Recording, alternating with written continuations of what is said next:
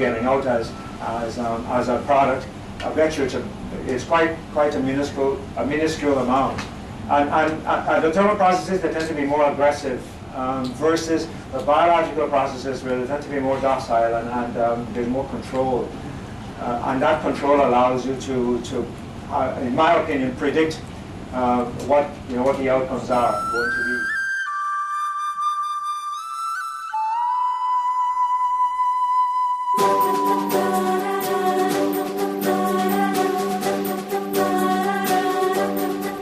Now, let me just talk about the technology which is being available as of now and which is being widely used.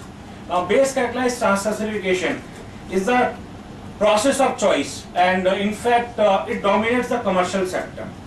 80 to 90% of commercial biodiesel production which we have all across the globe, it is being done through this particular process. Now, sensitivity analysis is very essential. Like, if there is a variation in the cost of feedstock, for example, if they are getting something at a price of $1 and it goes up to $1.1, what will be the effect on the profit? Similarly, what would be the cost of reactant if there is a change in energy cost or if there is a change in reactant cost? And finally, one has to also consider what is the plant cost and what are the operating costs. This is very essential.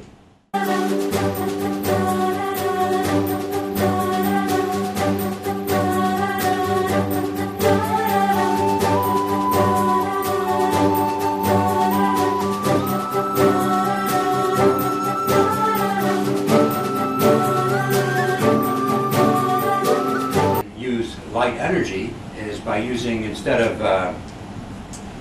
plant-type photosystem here with two photosynthesis with two photosystems, one of which splits water, you can use a bacterial photosystem which works cyclically to make ATP.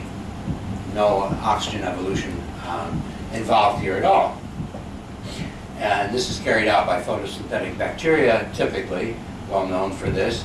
And they can, in principle, use this to cause have the complete conversion of organic acid waste or unutilized resources to hydrogen and CO2. And you could potentially get waste treatment credits. There's some problems with this, low light conversion efficiencies. You need to build some kind of photobioreactor to hold these things out in the sun that is impermeable to hydrogen, transparent to light.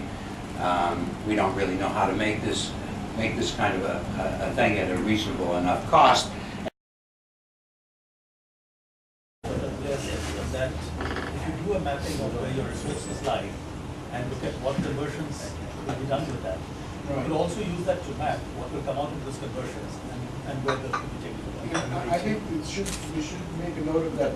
And your point was, we discussed that to some extent, that the mapping is going to be the critical, if we go ahead with this project.